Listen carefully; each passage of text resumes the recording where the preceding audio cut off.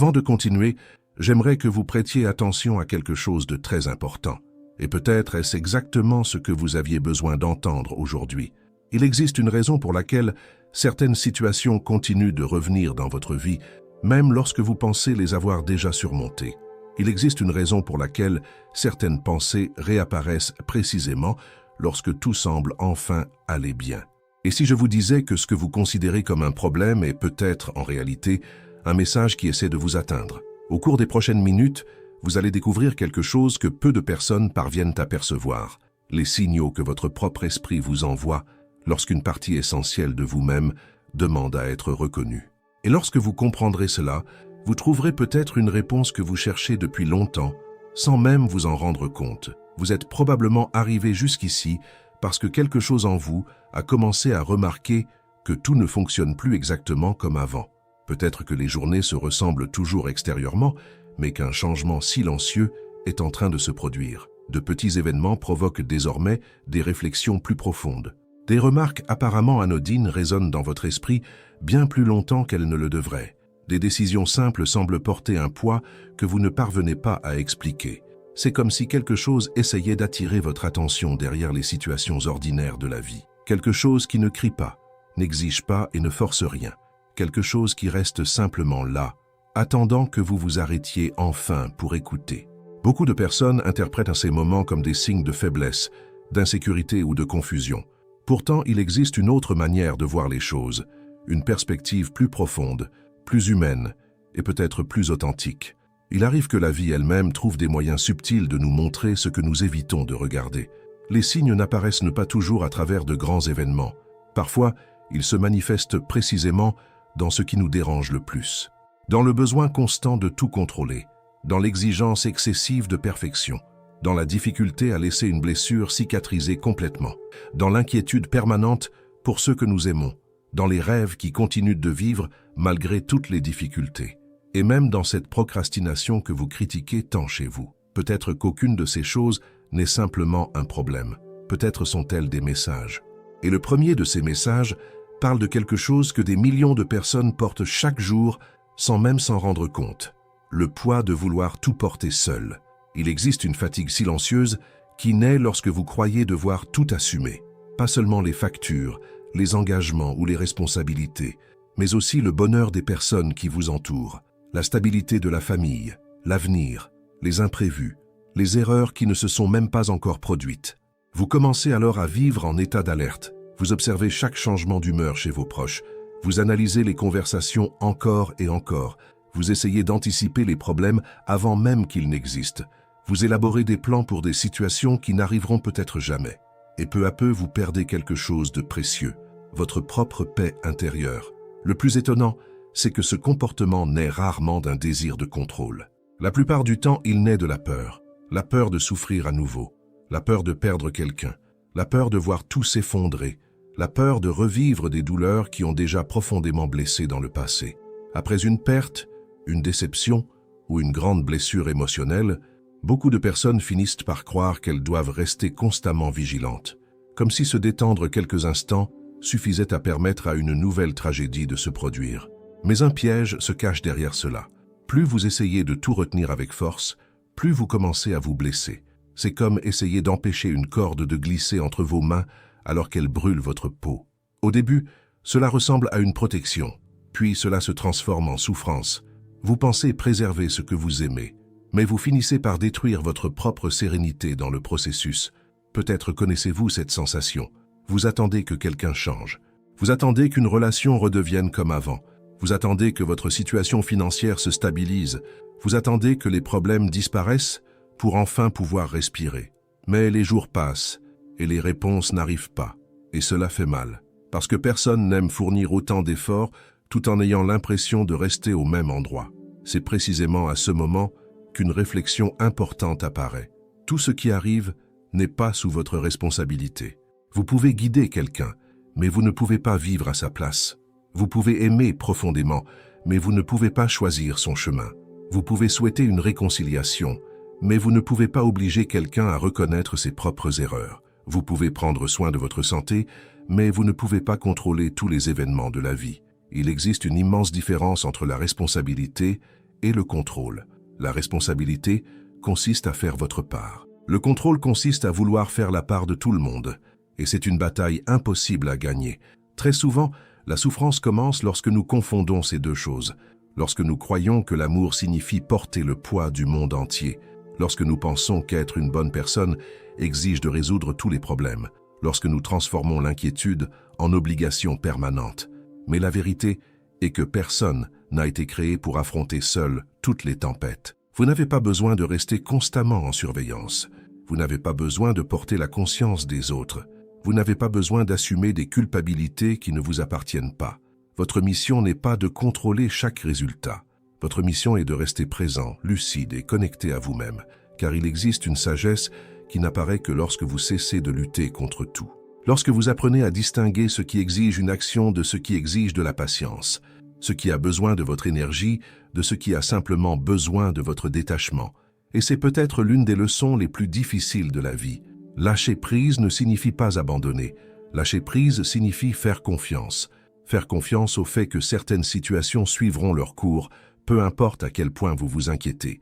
Faire confiance au fait que certaines réponses arriveront au moment juste.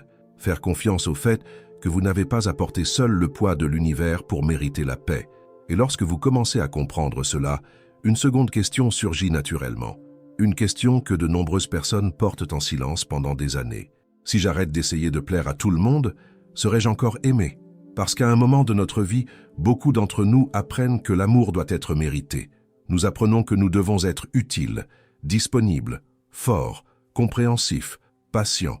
Nous apprenons que dire non peut éloigner les gens, qu'établir des limites peut susciter des critiques, que montrer sa fatigue peut être perçu comme une faiblesse.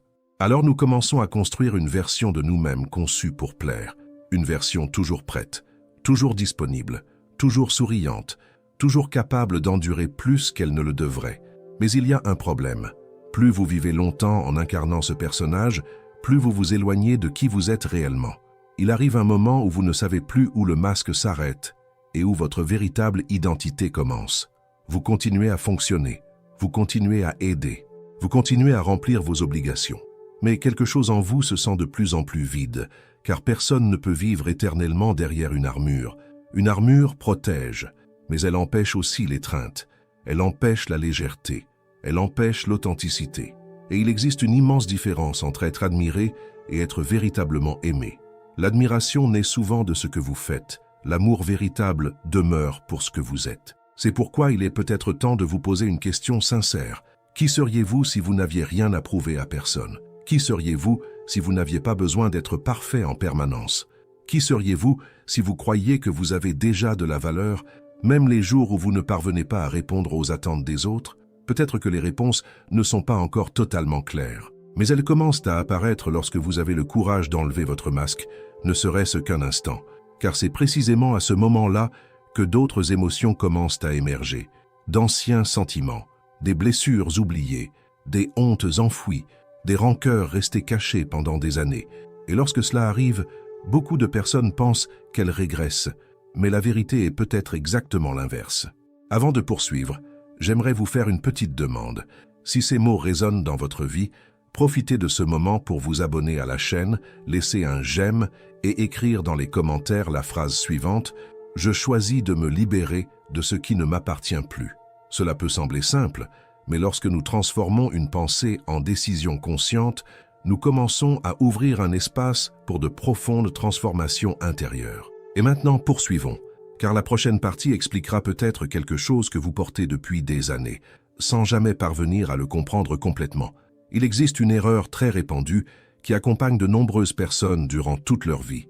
Lorsqu'une ancienne douleur réapparaît, elles pensent qu'elles retournent en arrière. Elles croient que tous leurs efforts ont été inutiles. Elles ont l'impression d'échouer précisément au moment où elles pensaient avancer. Pourtant, la vérité est que si une blessure revient, ce n'est pas toujours parce que vous êtes encore prisonnier du passé. Bien souvent, elle réapparaît parce que le moment est enfin venu de la comprendre. Réfléchissez au nombre de fois où vous avez essayé d'aller de l'avant simplement en ignorant ce que vous ressentiez. Combien de fois avez-vous rempli votre agenda, accepté de nouvelles responsabilités, plongé dans le travail ou concentré votre attention sur les problèmes des autres uniquement pour éviter de regarder ce qui vous faisait encore souffrir intérieurement? Pendant un temps, cela semble fonctionner. Les jours passent, la vie continue. Vous croyez avoir tourné la page. Mais certaines expériences ne disparaissent pas simplement parce qu'elles ont été repoussées au fond de la mémoire. Elles restent là, silencieuses, influençant vos choix sans que vous vous en rendiez compte. Elles influencent votre manière de réagir aux critiques, votre façon de faire face au rejet, la manière dont vous construisez vos relations, l'intensité avec laquelle vous craignez de perdre les personnes importantes, et même la mesure dans laquelle vous vous sentez digne du bonheur. C'est pourquoi certains souvenirs semblent surgir aux moments les plus inattendus. Vous vivez une journée ordinaire et soudain, une phrase, une situation ou un simple regard réveille une émotion ancienne. Non pas parce que le passé est revenu, mais parce que quelque chose en vous demande encore à être compris. Imaginez une vieille maison avec une pièce fermée depuis de nombreuses années. La porte reste verrouillée. Personne n'entre. Personne ne touche à rien. De l'extérieur, tout semble normal. Mais avec le temps, l'humidité commence à se répandre. L'odeur s'infiltre dans les couloirs. Les murs commencent à montrer des signes de détérioration. Ignorer cette pièce n'a pas résolu le problème. Cela a simplement permis au problème de continuer à exister dans l'obscurité. Les blessures émotionnelles fonctionnent de manière très similaire. Ce qui n'est pas accueilli continue de chercher un moyen d'être vu. Et peut-être que l'une des plus grandes souffrances humaines consiste précisément à croire que les erreurs du passé définissent qui nous sommes. De nombreuses personnes vivent dans cette prison invisible. Elles ont commis des erreurs, pris de mauvaises décisions, prononcé des paroles qu'elles aimeraient effacer, laissé passer des opportunités, blessé des personnes, ou été responsables de choix dont elles ne sont pas fières. Alors elles passent des années à porter une sorte de condamnation silencieuse, comme si elles n'avaient plus le droit d'être heureuses, comme si la culpabilité devait les accompagner pour toujours, comme si la souffrance était une obligation. Pourtant, il existe une différence essentielle entre la responsabilité et la condamnation. La responsabilité permet d'apprendre. La condamnation empêche la croissance. Lorsque vous assumez une erreur avec maturité, elle se transforme en expérience. Lorsque vous transformez cette erreur en identité, elle devient une prison. J'ai connu l'histoire d'un homme qui a porté un regret silencieux pendant plus d'une décennie. Dans sa jeunesse, dans un moment de colère, il a détruit une relation extrêmement importante pour lui. Il a prononcé des paroles blessantes, il a agi impulsivement, il a fait souffrir quelqu'un qu'il aimait profondément. Des années plus tard, cette relation était terminée. La vie avait continué. Les circonstances avaient changé. Mais à l'intérieur de lui, l'histoire se répétait chaque jour. Il n'arrivait pas à oublier. Il n'arrivait pas à se pardonner. Chaque réussite était accompagnée du sentiment qu'il ne méritait pas d'être heureux. Chaque instant de joie était suivi par une voix intérieure, lui rappelant ce qu'il avait fait. De l'extérieur, il semblait être un homme équilibré, responsable, travailleur, respecté. Mais intérieurement, il restait prisonnier du même chapitre. Ce qui a le plus marqué dans son histoire, c'est une phrase qu'il a prononcée lors d'une conversation. Il affirmait ne pas avoir peur du jugement des autres. Le véritable problème était qu'il ne parvenait pas à échapper à son propre jugement. Et peut-être que cela vous arrive aussi d'une certaine manière, car bien souvent le critique le plus sévère que nous rencontrons ne se trouve pas à l'extérieur. Il est en nous. C'est cette voix qui se souvient de chaque erreur, de chaque faux pas, de chaque moment de faiblesse, de chaque occasion manquée. Elle ne semble jamais satisfaite, elle ne considère jamais que c'est suffisant. Elle ne reconnaît jamais tout le chemin que vous avez parcouru. Et le problème ne réside pas seulement dans la souffrance qu'elle provoque. Le problème est que cette voix vous empêche souvent de voir la personne que vous êtes devenue. Vous continuez à regarder une ancienne version de vous-même, pendant que la personne que vous êtes aujourd'hui reste invisible. Mais il y a quelque chose qu'il faut comprendre. Vous n'êtes plus la même personne qu'il y a 5 ans, ni qu'il y a 10 ans, ni qu'il y a 20 ans. Les expériences vous ont transformé. Les douleurs vous ont transformé. Les responsabilités vous ont transformé. Les pertes vous ont transformé. Même les erreurs ont contribué à façonner la personne que vous êtes aujourd'hui. Alors pourquoi continuer à exiger que votre version actuelle paie éternellement pour quelque chose qui appartient à un passé qui n'existe plus? Cela ne signifie pas ignorer les conséquences. Cela ne signifie pas effacer les responsabilités. Cela ne signifie pas faire comme si rien ne s'était passé. Cela signifie reconnaître que la véritable croissance n'est possible que lorsqu'il existe un espace pour la transformation. Un arbre ne reste pas une graine pour toujours. Un enfant ne reste pas un enfant pour toujours. Et vous non plus, vous n'êtes pas destiné à rester prisonnier de la pire version de vous-même. L'une des plus grandes preuves de maturité émotionnelle consiste peut-être à accepter que les erreurs font partie de la condition humaine. Tout le monde échoue, tout le monde regrette quelque chose, tout le monde porte des chapitres difficiles, tout le monde possède des histoires qu'il préférerait réécrire. La différence réside dans ce que nous faisons ensuite. Certaines personnes transforment la douleur en sagesse, d'autres transforment la douleur en identité. Et ce choix change complètement la direction d'une vie. Il existe une question puissante qui peut vous aider dans ce processus. Lorsqu'un souvenir douloureux réapparaît, au lieu de demander « Pourquoi cela me fait-il encore mal ?», essayez de demander « Qu'est-ce que cette douleur essaie encore de m'enseigner ?» Voyez-vous la différence? La première question vous maintient dans la souffrance. La seconde ouvre la porte à la compréhension. Car chaque expérience difficile porte un message. Certaines enseignent les limites, d'autres enseignent le courage, d'autres encore enseignent le discernement. Certaines révèlent l'importance de l'amour de soi, et d'autres montrent simplement que vous avez survécu à quelque chose que vous pensiez impossible à supporter. Avec le temps, beaucoup de personnes développent une relation étrange avec leurs blessures. Elles croient que guérir signifie oublier, mais ce n'est pas ainsi que cela fonctionne.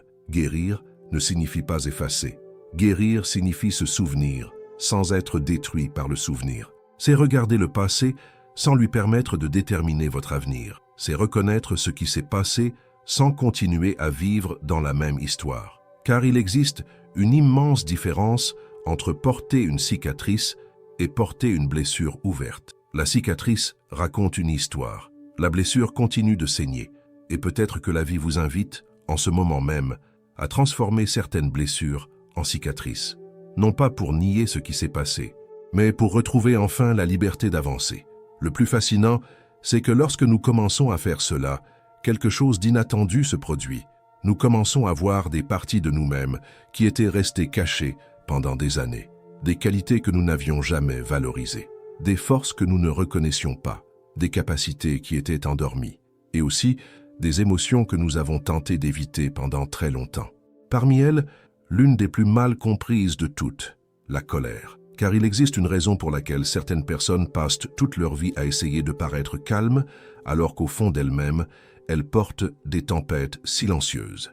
Et comprendre cela peut complètement changer la façon dont vous percevez votre propre histoire. La colère est l'une des émotions les plus incomprises de l'expérience humaine. Pendant longtemps, beaucoup de personnes ont appris à la considérer comme quelque chose de honteux, de dangereux ou d'incompatible avec l'image d'une personne équilibrée et bienveillante. Dès notre plus jeune âge, nous apprenons à cacher ce que nous ressentons lorsque nous sommes blessés. Nous apprenons que montrer sa tristesse peut sembler être une faiblesse, que montrer sa peur peut sembler être de l'insécurité, et que montrer sa colère peut nous faire passer pour des personnes difficiles. Alors nous commençons à tout garder en nous. Au début, cela semble fonctionner. Vous ravalez une réponse pour éviter une dispute. Vous taisez une blessure pour préserver une relation. Vous faites semblant que quelque chose ne vous a pas affecté afin de maintenir la paix. Et pendant un certain temps, vous croyez être fort. Mais il existe une différence entre contrôler une émotion et l'enterrer. Ce qui est refoulé ne disparaît pas. Cela reste vivant. Cela reste en attente. Cela continue à s'accumuler en vous. C'est pourquoi des personnes considérées comme extrêmement patientes finissent parfois par exploser de manière inattendue. Non pas parce que la colère est apparue à cet instant. Elle était déjà là depuis longtemps. Elle a simplement trouvé une issue.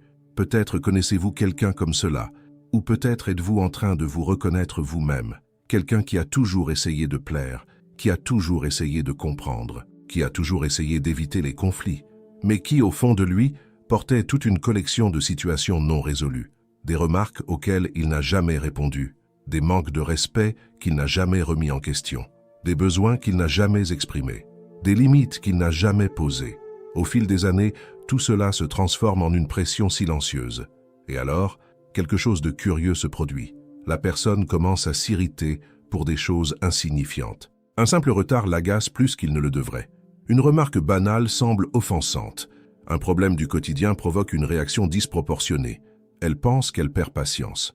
Mais en réalité, elle ne réagit pas seulement au présent. Elle réagit à l'accumulation de tout ce qu'elle ne s'est jamais autorisée à ressentir. Il existe une raison profonde à cela.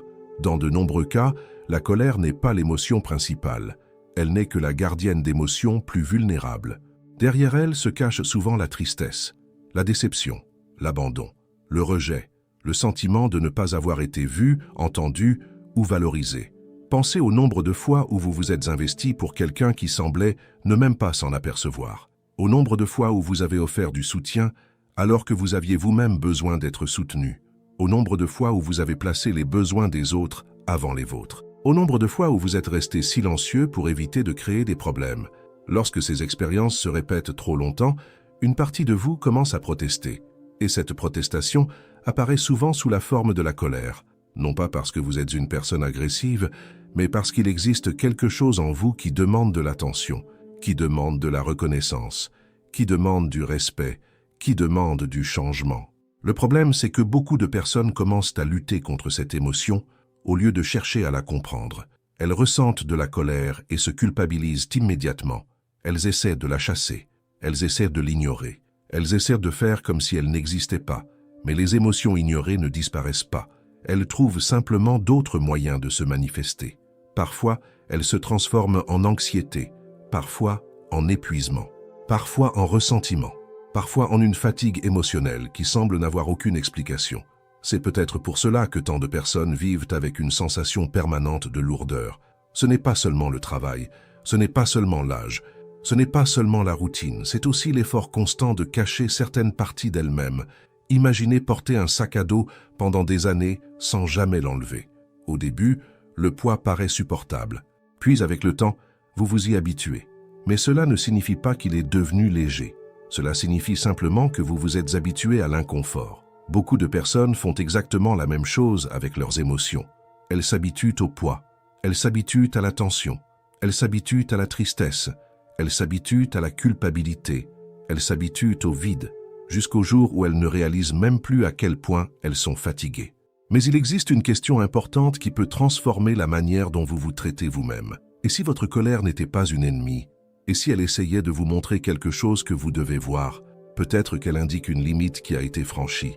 Peut-être qu'elle révèle un besoin qui a été ignoré. Peut-être qu'elle met en lumière une injustice que vous continuez à accepter. Ou peut-être qu'elle vous rappelle simplement qu'une partie de vous mérite elle aussi de l'attention. Car pendant longtemps, vous avez peut-être été la personne qui résout les problèmes, la personne qui aide, la personne qui soutient, la personne qui trouve de la force même lorsque personne ne remarque ses propres difficultés. Mais qui prend soin de celui qui prend toujours soin des autres? Qui écoute celui qui écoute toujours? Qui réconforte celui qui réconforte toujours?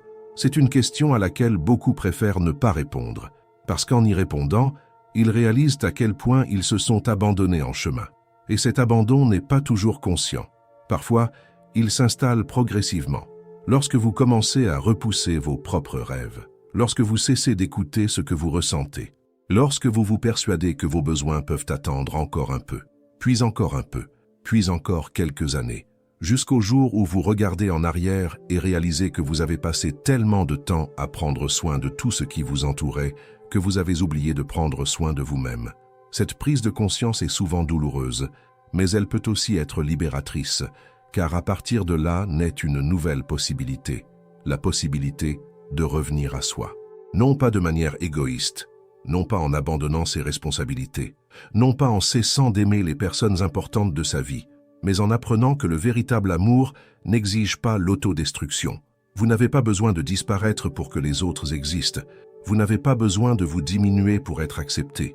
Vous n'avez pas besoin de sacrifier constamment votre paix intérieure pour mériter de l'affection. Pendant longtemps, vous avez peut-être cru qu'aimer signifiait tout supporter. Mais la maturité émotionnelle enseigne quelque chose de différent. Aimer signifie aussi poser des limites. Cela signifie protéger ce qu'il y a de plus précieux en vous.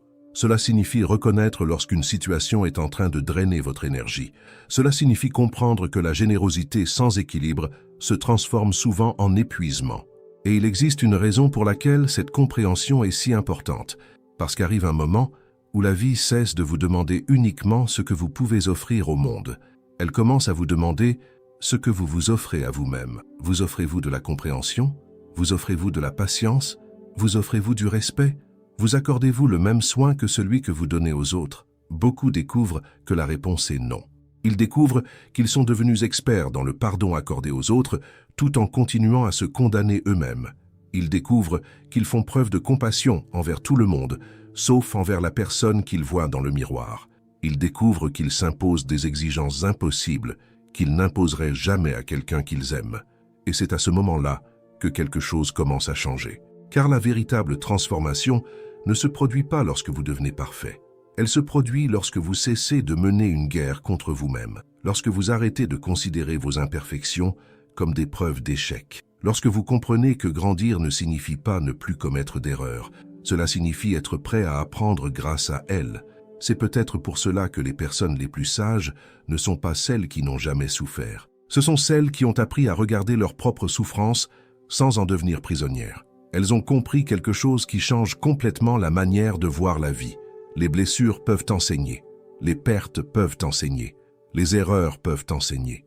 Mais aucune de ces choses n'a besoin de définir qui vous êtes, car il existe en vous quelque chose de bien plus grand que n'importe quel chapitre difficile de votre histoire. Il existe une identité qui demeure intacte même après les déceptions, même après les échecs, même après les moments où vous avez douté de vous-même. Et plus vous vous rapprochez de cette vérité, plus vous commencez à réaliser que beaucoup des batailles menées au fil des années n'étaient pas contre les autres, ni contre les circonstances, ni contre le passé. C'étaient des batailles contre des parties de vous-même qui demandaient simplement à être accueillies, comprises et intégrées. Mais une découverte encore plus profonde vous attend. Car après avoir appris à regarder vos blessures avec davantage de compassion, une question inévitable surgit. Si je ne suis pas mes douleurs, alors qui suis-je vraiment? Si je ne suis pas mes douleurs, alors qui suis-je vraiment? C'est peut-être l'une des questions les plus importantes qu'un être humain puisse se poser, et en même temps, l'une des plus difficiles à répondre. Pendant une grande partie de notre vie, nous construisons notre identité à partir des expériences que nous avons vécues, des réussites que nous avons obtenues, des échecs auxquels nous avons dû faire face, des personnes qui sont restées, des personnes qui sont parties, des blessures que nous portons et des histoires que nous nous racontons encore et encore. Avec le temps, ces histoires finissent par ressembler à la réalité elle-même. La personne qui a été rejetée commence à croire qu'elle est née pour être rejetée. La personne qui a échoué plusieurs fois commence à croire qu'elle est un échec. La personne qui a été abandonnée commence à voir l'abandon comme une partie permanente de son identité. Mais il existe une différence profonde entre ce qui vous est arrivé et ce que vous êtes.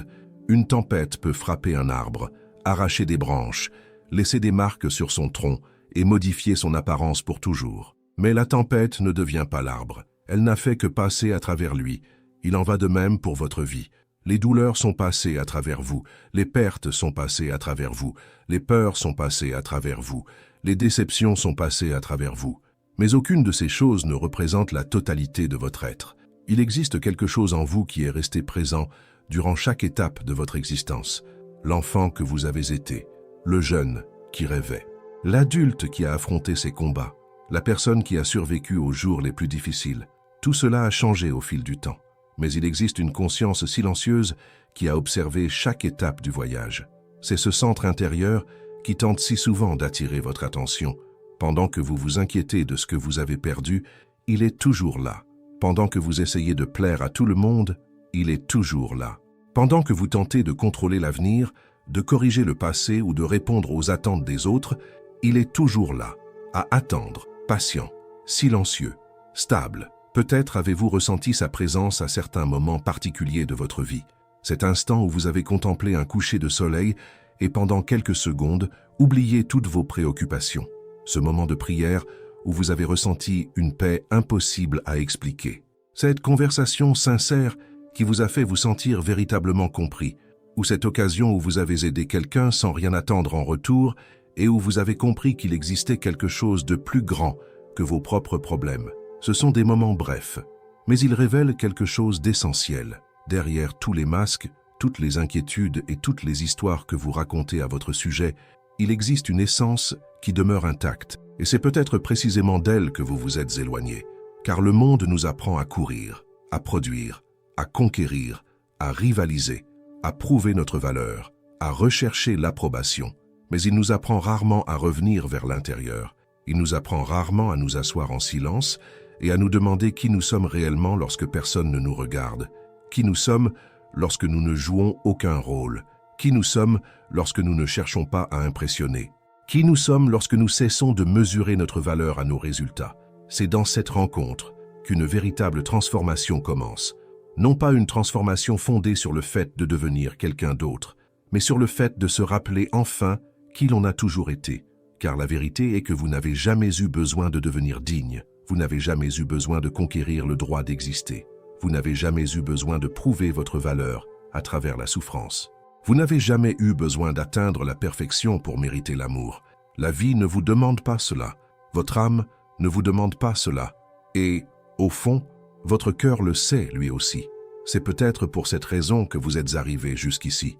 Peut-être qu'une partie de vous est déjà fatiguée de vivre en guerre contre elle-même, fatiguée de porter d'anciennes culpabilités, fatiguée d'essayer de contrôler l'incontrôlable, fatiguée de soutenir des attentes impossibles, fatiguée de cacher ses émotions pour paraître forte.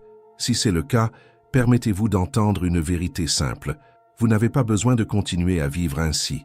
Vous pouvez commencer à marcher plus légèrement. Vous pouvez commencer à faire davantage confiance. Vous pouvez commencer à vous traiter avec la même douceur que celle que vous offrez aux personnes que vous aimez. Cela ne signifie pas que tous les problèmes disparaîtront.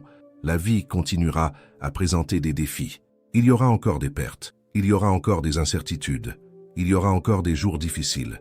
Mais il existe une immense différence entre traverser une tempête en portant le poids du monde entier et la traverser en sachant qui vous êtes. Lorsque vous trouvez votre centre intérieur, les circonstances continuent de changer, mais elles ne définissent plus votre identité. Les critiques perdent une partie de leur pouvoir. Les compliments cessent de contrôler votre humeur. Les erreurs deviennent des occasions d'apprentissage. Les blessures deviennent de la sagesse. Et la peur cesse de diriger chacune de vos décisions. Vous commencez à vivre autrement, avec plus de présence, avec plus de conscience, avec plus de sérénité, non pas parce que la vie est devenue parfaite, mais parce que vous avez cessé d'exiger la perfection de vous-même. C'est peut-être le grand message caché derrière toutes les réflexions que nous avons parcourues ensemble. La vie n'essaie pas de vous punir, elle ne conspire pas contre vous. Bien souvent, elle vous invite simplement à voir ce qui est resté caché pendant trop longtemps. Votre besoin excessif de contrôle révélait votre peur. Votre besoin de plaire révélait votre manque d'acceptation. Vos anciennes blessures demandaient à être comprises. Votre colère dissimulait des douleurs jamais exprimées. Et toutes ces expériences pointaient dans la même direction. Vous. Non pas la version que les autres attendent. Non pas le masque construit pour survivre. Non pas le personnage créé pour éviter le rejet. Mais votre véritable être. La partie la plus profonde, la plus authentique et la plus libre de votre existence. Lorsque vous commencez à vivre à partir de cet espace intérieur, quelque chose d'extraordinaire se produit. Vous cessez de chercher désespérément des réponses à l'extérieur de vous-même, parce que vous découvrez que beaucoup d'entre elles étaient déjà en vous depuis toujours. Et alors apparaît une paix différente, une paix mature, non pas fondée sur l'absence de problème, mais sur la présence de sens, une paix qui ne dépend pas du contrôle, qui ne dépend pas de l'approbation, qui ne dépend pas des garanties. Une paix qui naît lorsque vous comprenez enfin que vous n'avez pas à tout porter seul, que vous n'avez pas besoin d'être parfait pour être aimé, que vous n'avez pas besoin de rester prisonnier du passé, et que malgré tout ce qui est arrivé, malgré toutes les batailles que vous avez traversées, malgré toutes les fois où vous avez cru ne plus pouvoir continuer, il y a quelque chose d'extraordinaire dans votre histoire. Vous êtes arrivé jusqu'ici, et peut-être qu'aujourd'hui est le jour où vous cessez de regarder uniquement vos cicatrices pour commencer à voir la force qui vous a conduit jusqu'à cet instant. Car au fond, la véritable transformation ne se produit pas lorsque vous devenez quelqu'un d'autre. Elle se produit lorsque vous trouvez enfin le courage d'être celui que vous avez toujours été. Et c'est précisément dans cette rencontre avec vous-même que commence la liberté que vous avez cherchée toute votre vie. À la prochaine vidéo.